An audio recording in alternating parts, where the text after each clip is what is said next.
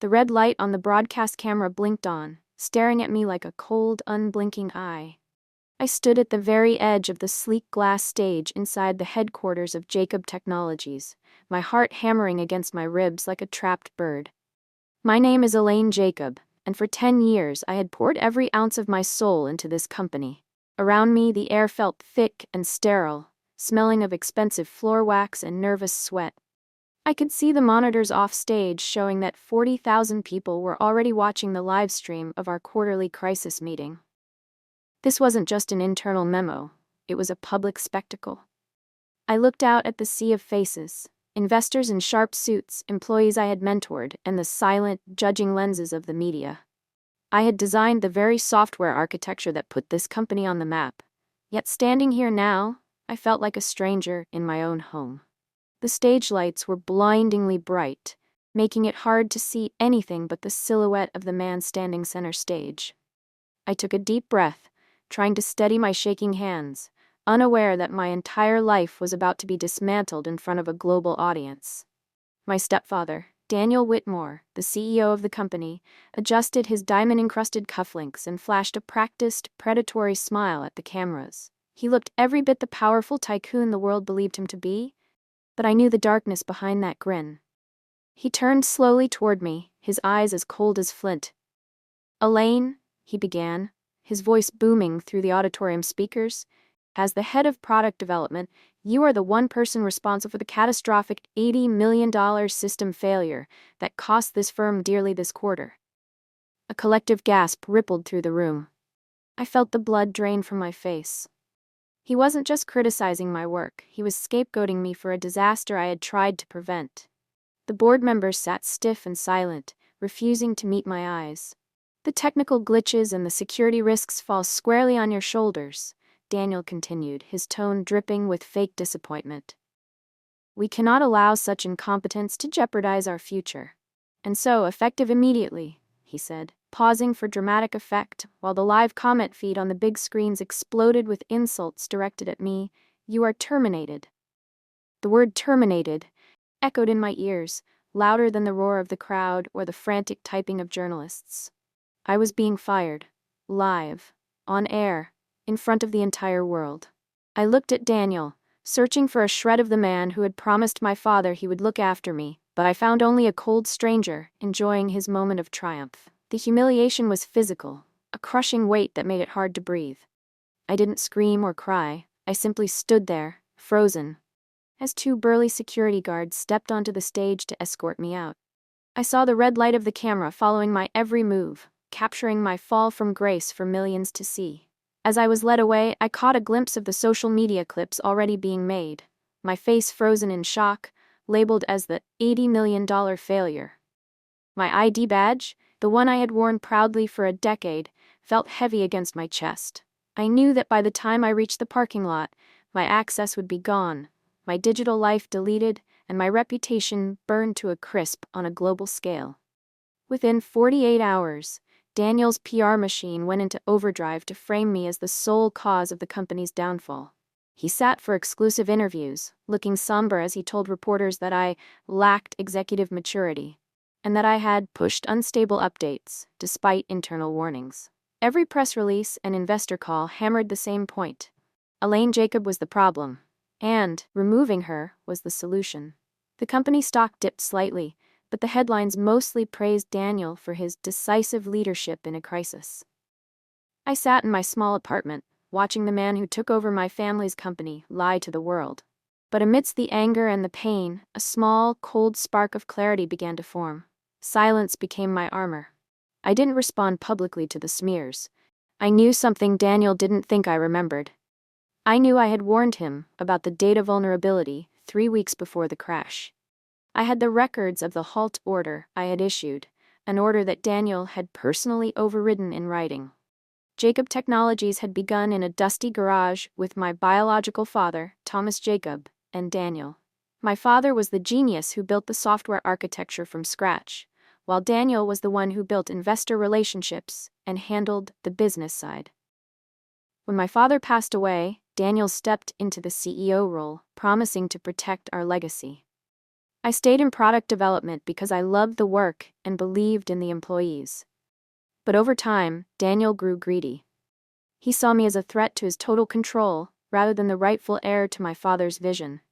He slowly stripped me of my executive influence, moving me further from the center of power. I had stayed because I believed loyalty mattered, and that if I worked hard enough, he would finally see my value. I was wrong. He didn't want my talent. He wanted my silence so he could run the company into the ground for his own profit.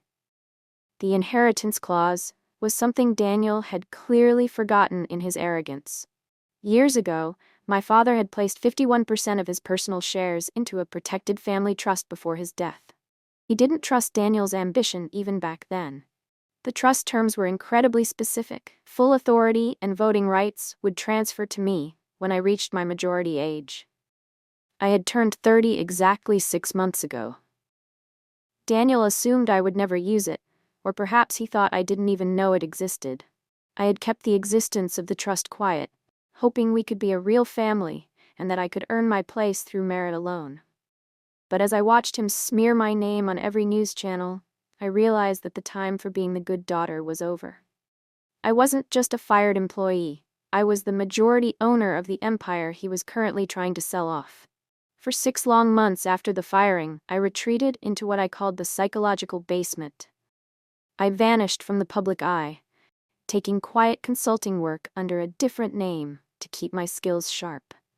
I avoided all interviews and refused to engage in social media drama or trash talk Daniel, even when journalists offered me millions for a tell-all story. Daniel assumed I was defeated, a broken woman, hiding from her shame. In reality, I was gathering documents and building a legal fortress. I spent my days with forensic accountants and my nights reviewing the technical logs I had saved before my badge was deactivated. I let Daniel believe he had won so that he would become careless.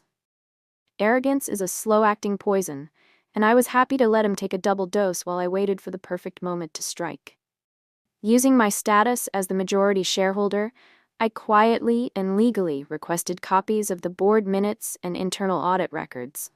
Daniel, thinking these were just the desperate gasps of a fired employee looking for a legal settlement, allowed the documents to be released through the corporate counsel.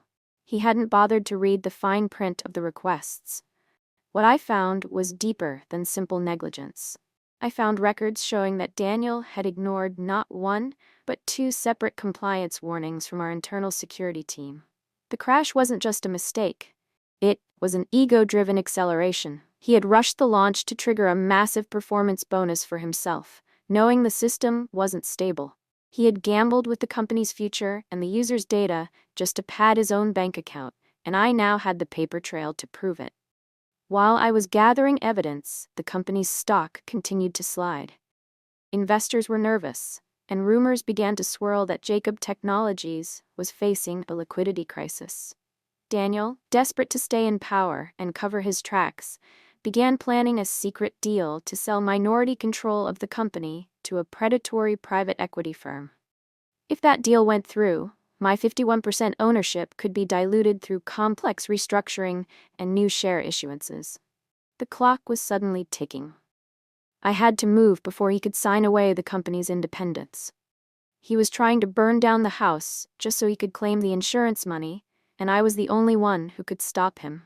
I contacted my lawyers and told them it was time to activate the proxy. We had to be surgical, silent, and irreversible. 3 days before the annual shareholder summit, I officially filed the controlling proxy activation papers. It was a quiet legal move, but its impact was like a tectonic shift beneath the company's foundation.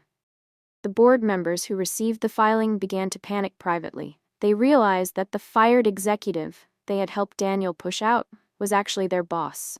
Daniel, however, was so insulated by his own ego that he didn't yet understand the scale of what was happening. He thought it was a nuisance filing that his lawyers could tie up in court for years. He didn't realize that the bylaws of Jacob Technologies, written by my father, gave a majority shareholder the right to demand an immediate leadership vote if there was evidence of a breach of fiduciary responsibility. The trap was set, and Daniel was walking right into it with a smile on his face. Word began to spread quietly in elite financial circles. The majority owner is back. A respected institutional investor, someone who had known my father for decades, reached out to me privately. He didn't want to conspire or leak secrets. He simply wanted to know if I intended to stabilize the leadership of the company.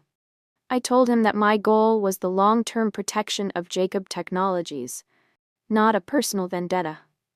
That one conversation was enough. The investor whisper began to move through the markets. People who were planning to dump their stocks suddenly held on to their shares, waiting to see what would happen at the summit. The air of the defeated daughter was gone, replaced by the quiet gravity of a woman who knew exactly how much power she held in her hands. The day of the annual shareholder summit arrived, and the broadcast went live once again. It was held in the same glass auditorium where I had been fired 6 months prior. Daniel opened the meeting with a confident, polished speech about turning the page and the bright future of the company under his continued guidance. He truly thought the storm had passed and that he had successfully buried me. He was mid-sentence when the heavy doors at the back of the auditorium swung open. I walked in, dressed in a sharp professional suit, followed by my legal team. The cameras caught my entrance immediately. The live chat on the stream exploded. The $80 million failure had returned to the scene of the crime. And the look on my face told everyone in the room that I wasn't there to apologize. During the Q&A session, I stood up and walked to the microphone. The room went so silent, you could hear the hum of the air conditioning. Daniel tried to play it off, offering a fake, condescending greeting. I didn't engage with his small talk. Instead, I signaled to my team, and we projected the override email onto the massive screens behind him. I showed the timestamp, his digital signature, and the list of board members who had been copied on my original warning. The room shifted instantly. Daniel tried to frame it as strategic urgency and necessary risk-taking, but the murmurs of the audience were growing louder and more hostile. I then revealed the internal compliance reports he had dismissed twice. The evidence was authentic, and the company's own legal counsel had to admit it on the record. As the controlling 51% shareholder of Jacob Technologies, I said, my voice projecting with a clarity that silenced the murmurs, I am hereby initiating an immediate leadership confidence vote. Audible gasps filled the room. Daniel's face lost all color as the reality finally hit him like a physical blow. He didn't control the company. He only ran it at my father's, and now my, discretion. He realized in that moment that he didn't actually own anything. All of his power was an illusion that I had allowed him to maintain, and I was now officially withdrawing my consent. He looked toward the board members for support, but they were all looking at their tablets, realizing that their own positions were now tied to how they voted in the next 10 minutes. Daniel desperately called for an emergency recess, hoping to buy time to lobby the board or shut down the live stream. But I was prepared for that move. I calmly pointed out that according to the company bylaws, a majority shareholder can demand an immediate vote if the misconduct relates to a breach of fiduciary responsibility, which a deliberate data vulnerability clearly was. Furthermore, the live stream could not legally be shut down without the approval of the majority of investors, and I certainly wasn't giving it. The cameras stayed on. The world watched as Daniel huddled frantically with his lawyers on the side of the stage, while the board members began their electronic voting process. The recess was nothing more than a televised countdown to his professional demise. The board members voted one by one. One member, a longtime ally of Daniel's, chose to abstain. 2 others hesitated, clearly weighing their loyalties against the facts on the screen. But 3 others, seeing the writing on the wall and the evidence of the compliance warnings, voted for his removal. When my 51% controlling vote was added to the tally, the motion passed with an overwhelming majority. Daniel Whitmore was officially removed as CEO of Jacob Technologies, effective immediately. It happened on a live broadcast in front of the same cameras he had used to humiliate me. The irony was devastating. He was no longer the man in charge. He was just a man standing on a stage that no longer belonged to him. The crowd, and the thousands watching online, expected me to step up to the podium and declare myself the new CEO. It would have been the ultimate girl boss moment. the perfect ending to a revenge story. But I didn't do it. Instead, I announced that I was appointing an interim executive, a man known throughout the industry for his unwavering commitment to corporate ethics and transparency. I framed the move not as a personal victory, but as a necessary step to stabilize the leadership and protect the company's future. By choosing not to take the title for myself immediately, I proved to the investors that this wasn't about my ego, it was about the health of the institution. The stock market responded instantly. The share price stopped dropping and began to climb as confidence returned to the brand. I didn't stop with his removal. I initiated a full, independent audit of the previous 2 years. This secondary discovery uncovered something that wasn't criminal, but was ethically ugly. Daniel had manipulated performance bonus structures to reward himself for the rushed launch, even as the system was failing. He had basically paid himself for the disaster he created. As these details leaked to the press, Daniel's public image began to collapse entirely. He was no longer seen as a decisive leader, but as a greedy, short-sighted executive who had betrayed his own company. Clips of my calm, professional demeanor at the summit began to circulate, contrasted with videos of his frantic stammering. My credibility rose as his evaporated. The media narrative shifted completely. Headlines that once called me a failure now read, "Fired executive exposes internal override and the strategic patience of Alaine Jacob." Financial analysts praised my restraint and my decision to appoint an outside ethics expert rather than seizing power for myself. The humiliation that Daniel had tried to weaponize against me had become the very thing that made me a hero in the eyes of the public. I was no longer the victim of a live TV firing. I was the majority owner who had saved a national powerhouse from a corrupt leader. The clips of the firing were now being used as the before in a dramatic after story of redemption and justice. The private equity firm that Daniel had been courting quickly pulled out of the planned deal. They cited governance instability as their official reason, but everyone knew they didn't want to tangle with a majority owner who had just decapitated the previous leadership on live television. Ironically, Daniel's own attempt to consolidate control by bringing in outside investors had backfired completely. Because of his actions, the company remained independent and firmly under my 51% control. The acquisition collapse was the final nail in the coffin of his legacy. He had tried to sell a piece of my father's dream to save himself, and in the end, he was left with nothing but his own disgraced name. To ensure the long-term health of Jacob Technologies, I made a difficult but necessary move. I voluntarily submitted all of our internal documentation and the evidence of the data vulnerability to federal regulators. I didn't do it to destroy Daniel further. He was already professionally dead. I did it for transparency. I wanted the world to know that the new Jacob Technologies would never hide its mistakes again. This move earned the deep trust of institutional investors and government agencies alike. It proved that we were serious about security and compliance. By being the one to report the issues, I protected the company from heavy fines and ensured that we were seen as a partner in reform rather than a target of investigation. Daniel eventually resigned from all of his remaining board seats at other companies. He wasn't arrested, as his actions fell into the murky gray area of executive judgment rather than clear criminal fraud.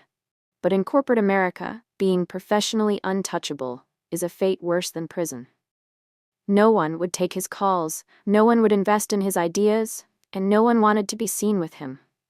He became a ghost in the industry he once tried to dominate. He retreated into a quiet, lonely exile, a man who had everything and lost it because he couldn't stand to share the stage with the woman who actually owned it. With the poison removed, the rebuild began in earnest. I worked with the interim CEO to restructure executive incentives so they were tied to long-term security and user retention rather than short-term stock spikes. We launched new, transparent development timelines that gave our engineers the time they needed to do things right. Most importantly, I expanded the employee equity participation program. I wanted every person in the building to feel the same sense of ownership that I did. Morale improved almost overnight. The people who had worked in fear under Daniel were now innovating with a sense of purpose and pride. 1 year later, we held another live earnings call.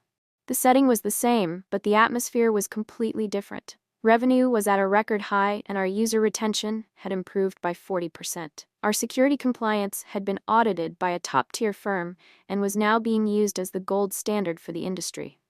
I spoke at the end of the call, not as a victim, and not as a CEO, but as the chairwoman of the board.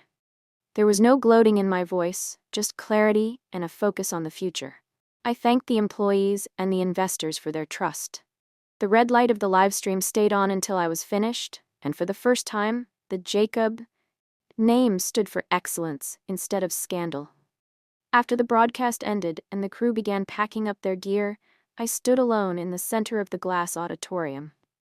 I looked at the spot where Daniel had fired me, and then at the spot where I had taken my company back. The red livestream light turned off. This time, I was the one who controlled when it would turn on again. I didn't feel a surge of victory or a desire to celebrate. I just felt steady. The humiliation that had once gone viral was now just a footnote in a much bigger story of growth and integrity. The stage hadn't changed, and the lights were just as bright. But the ownership was different. I had won, and I never even had to raise my voice to do it.